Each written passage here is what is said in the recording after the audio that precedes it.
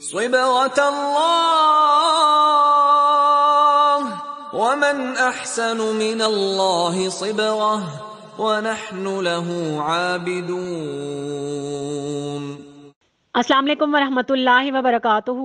اعوذ باللہ من الشیطان الرجیم، بسم اللہ الرحمن الرحیم۔ رب اشرح لی صدری ویسر لی امری واحلل عقدۃ من لسانی یفقہوا قولی۔ سحر، جادو۔ سحر عربی زبان کا لفظ ہے جس کا اطلاق ایسی چیز پر ہوتا ہے جو انتہائی لطیف ہو اور اس کا سبب پوشیدہ ہو۔ سحر میں مبتلا کر دینا در حقیقت کسی چیز کو اس کی اصل حقیقت سے دوسری چیز کی طرف پھیر دینے کا نام سحر ہے۔ گویا کہ جادو جب باطل کو حق کی صورت میں پیش کرتا ہے تو وہ ایک حقیقت کو غیر حقیقت کی طرف پھیر دیتا ہے۔ سحر کو جادو اس لیے کہا جاتا ہے کہ یہ صحت کو مرض اور بغض کو محبت میں بدل دیتا ہے۔ لسان العرب میں سحر کی تعریف یوں بیان ہوئی ہے۔ اصارم البطارس 8 میں مختلف علماء نے اس کی تعریف کی ہے، جن کا خلاصہ کچھ یوں ہے۔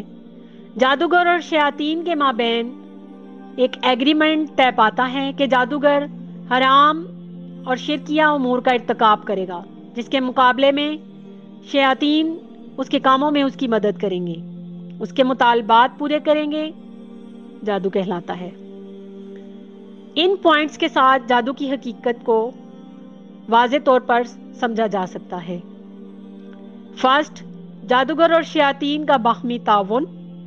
سیکنڈ، جادوگر کا حرام اور شرکیہ کاموں کا ارتکاب کرنا جو کہ شیطان کی اصل منشا ہے۔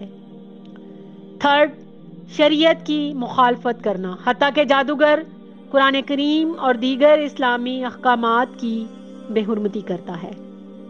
فورتھ، جنات کا اس کی مدد کرنا جنہیں موکل کہا جاتا ہے۔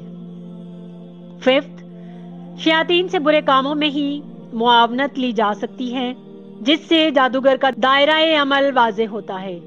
یہی وجہ ہے کہ جمہور فقہاء و محدثین کے نزدیک جادو سیکھنا اور سکھلانا کفر ہے۔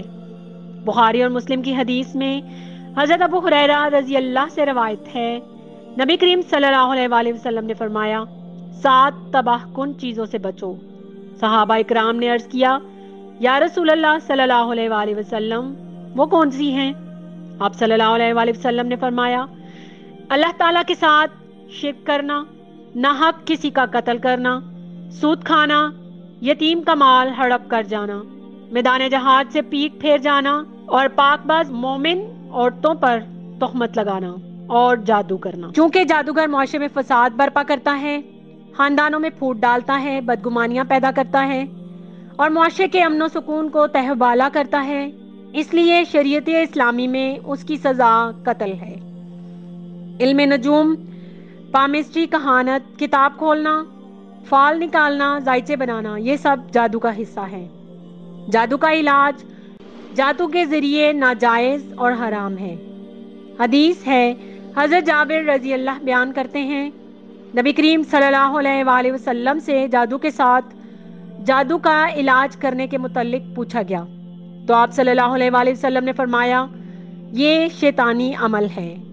اسی طرح کالا بکرا، مرغا وغیرہ جنات کے تقرب کے لیے ذبح کرنا یا جادوگر کو بطور صدقہ دینا شرکیہ کام ہے۔ انسان اگر نمازوں کی پابندی کرے، کتاب و سنت کے مطابق زندگی بسر کرے اور صبح و شام اور مختلف اذکار دعائیں پڑھتا رہے جو نبی کریم صلی اللہ علیہ وآلہ وسلم کی سنت سے ثابت ہیں، تو انشاءاللہ تعالی انسان جادو کے اثرات سے محفوظ رہے گا۔ لیکن اگر کوئی اس مرض میں مبتلا ہو جائے تو اس کے 2 طریقے ہیں۔ فرسٹ یہ کہ اس کی بہتر صورت یہ ہے، اگر معلوم ہو جائے کہ جادو کر کے کہاں دفن کیا گیا ہے، مثلاً کوئی تعویذ وغیرہ، تو اس کو وہاں سے نکال کر ضائع کر دیا جائے۔ سیکنڈ، امام قرطبی نے وہب بن منبع سے یہ علاج ذکر کیا ہے، بیری کے 7 پتے لے کر انہیں باریک پیس لیں اور کسی برتن میں ڈال کر اس میں اتنا پانی لیں جو نہانے کے لیے کافی ہو اور اس پر 3 مرتبہ آیت الکرسی پڑھیں، پھر اس سے 3 گھونٹ پانی پی لیں اور باقی سے غسل کر لیں تو انشاءاللہ اس سے جادو کا اثر زائل ہو جائے گا۔ شیخ ابن باز حفظ اللہ نے آیت الکرسی کے ساتھ حضرت جبرائیل علیہ السلام کا دم اور مریض کی شفا کی دعا اور سورہ ناس، سورہ اخلاص اور سورہ فلق 3 مرتبہ، سورہ الاعراف کی آیات 116 till 119، سورہ یونس کی آیات 79 till 82، سورہ طٰہٰ کی آیات 65 till 69 کا اضافہ کیا ہے۔